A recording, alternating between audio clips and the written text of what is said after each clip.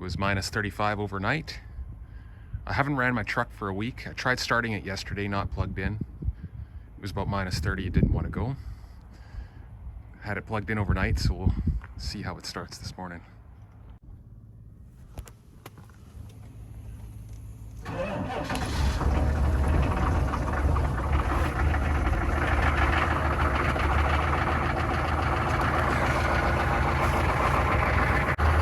Well, that's dirty.